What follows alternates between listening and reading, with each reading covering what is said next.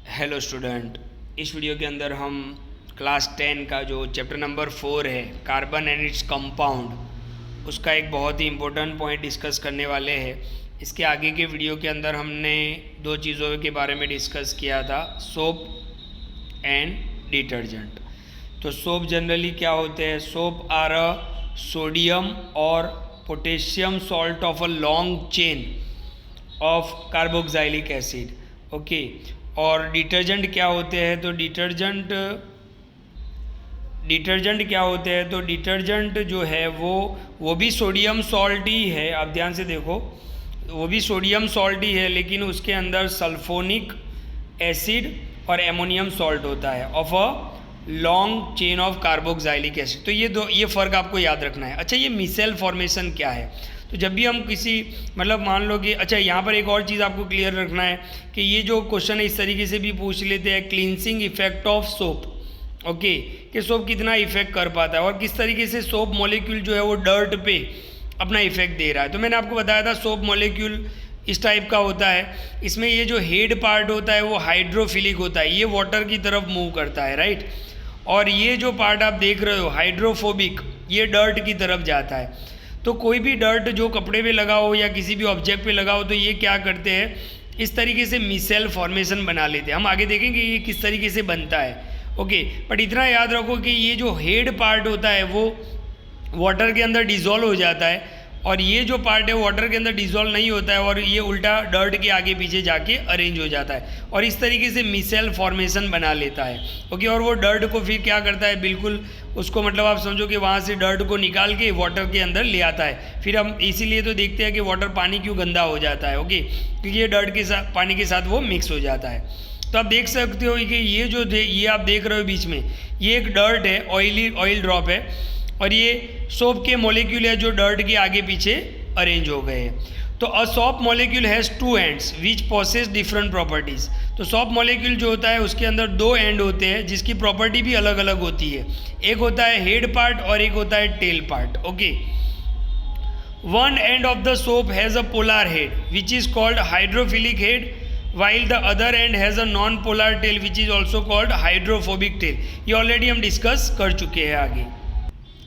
तो हमने ऑलरेडी ये बात आगे डिस्कस कर ली है कि सोप का जो मोलिक्यूल होता है उसमें जो हेड पार्ट होता है, राइट, जैसे ये हेड पार्ट है वो हाइड्रोफिलिक है, यानी ये पानी की तरफ, पानी के अंदर डिज़ोल्व हो जाएगा, और दूसरा जो टेल पार्ट है वो डर्ट के आगे पीछे अरेंज हो जाएगा।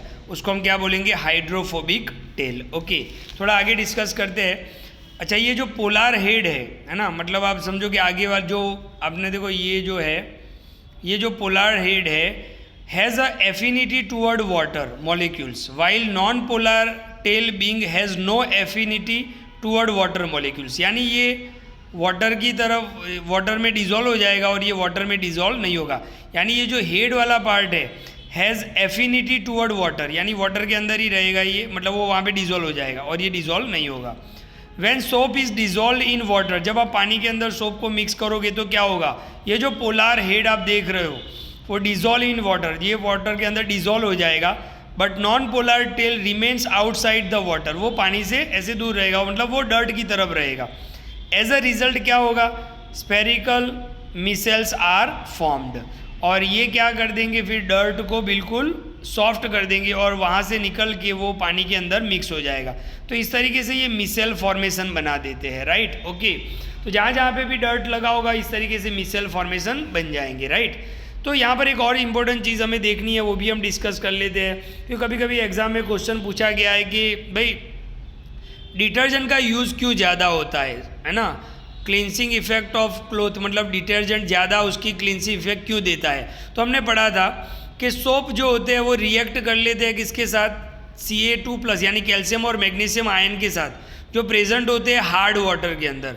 तो हार्ड वाटर के अंदर कैल्शियम और मैग्नीशियम ज़्यादा होता है, तो सोप क्या करता है, उनके साथ रिएक्ट कर लेता है एंड गिव्स प्रेसिपिटेट, और बहुत ज़्यादा झाग बन जाती है। हमने देखा होगा कि जैसे हम साबुन डालते हैं झाग बनती है, लेकिन वहाँ पर क्या होगा कि अब सीधी बात है कि डर्ट निकल नहीं पाएगा, क्योंकि सोप जो होता है वो रिएक्ट कर लेता है इनके साथ।